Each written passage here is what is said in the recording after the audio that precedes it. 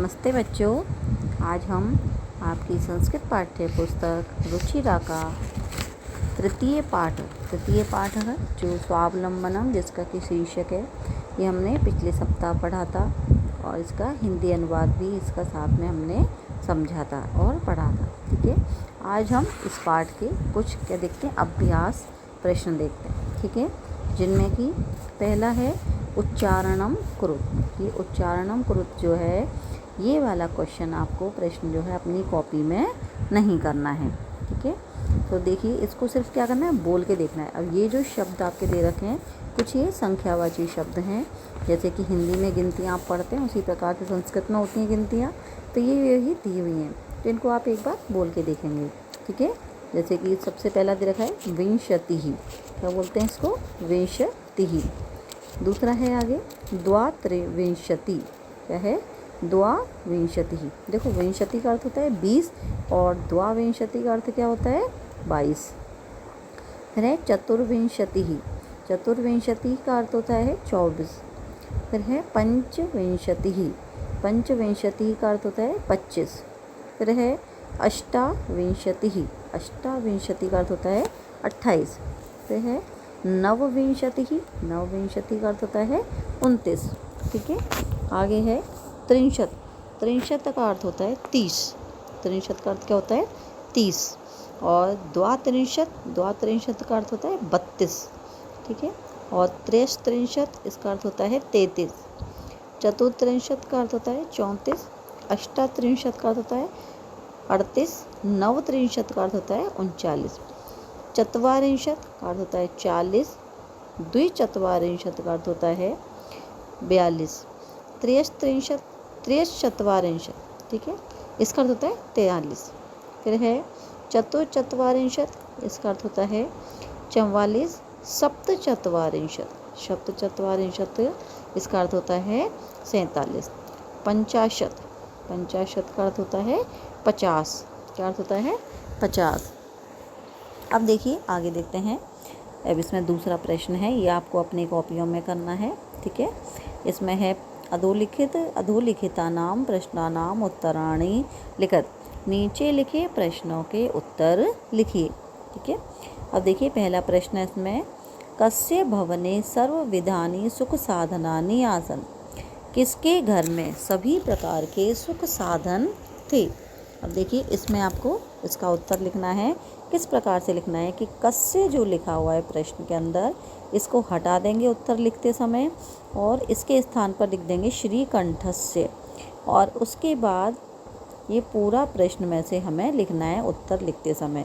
और अंत में हम क्या लगाएंगे? प्रश्नवाचक चिन्ह नहीं लगाएंगे, क्या लगाएंगे? पूर्ण वाक्य। ठीक है, अब देखिए तो किस प्रकार से उत्तर बनेगा इसका। श्रीकंठस्य भवने सर्वविधानि सुख साधनानि आसन्। ठीक है, इस प्रकार से ये उसका उत्तर बनता है। अगला प्रश्न है, कस्य गृहे कोऽपि भृत्यः नास्ति। किसके घर में कोई भी नौकर नहीं था। तो देखिए इस प्रश्न में से क्या हटा देंगे? कस्य। क्या हटा देंगे? इसमें से भी हम क्या हटाएंगे? कस्य हटा देंगे और फिर इसका उत्तर लिखेंगे तो क्या बन जाएगा? कृष्णमूर्ते गृहे कोऽपि भृत्यः नास्ति।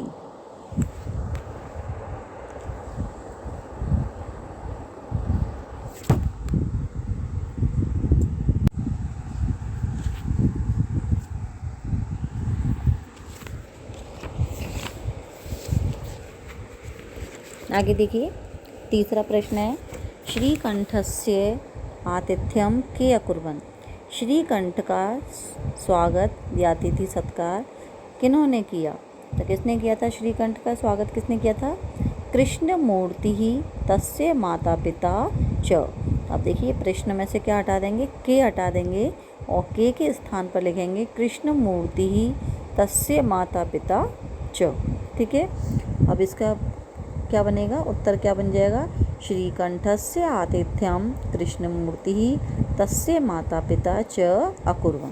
ठीक है, आगे देखेंगे, सर्वदा कुत्र सुखम। हमेशा सुख कहाँ पर है? ठीक है, या किस में है? तो हमेशा सुख कहाँ है? स्वावलंबने। स्वाभिमान में क्या है, आत्मनिर्भरता में ही हमेशा सुख होता है। जो व्यक्ति आत्मनिर्भर होता है अर्थात स्वयं के कार्य स्वयं ही करता है, ठीक है, उसमें ही हमेशा सुख होता है।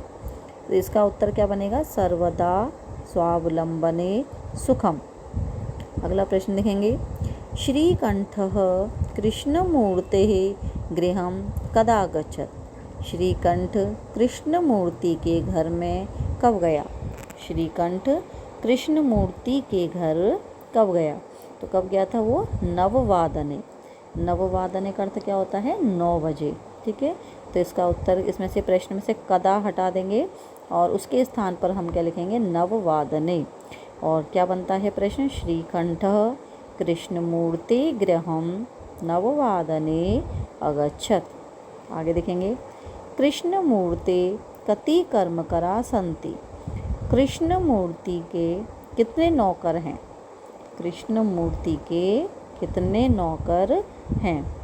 अब इसमें से देखिए कति जो है वो हटा देंगे और कति के स्थान पर लिख देंगे अष्टौ। क्या लिख देंगे, अष्टौ।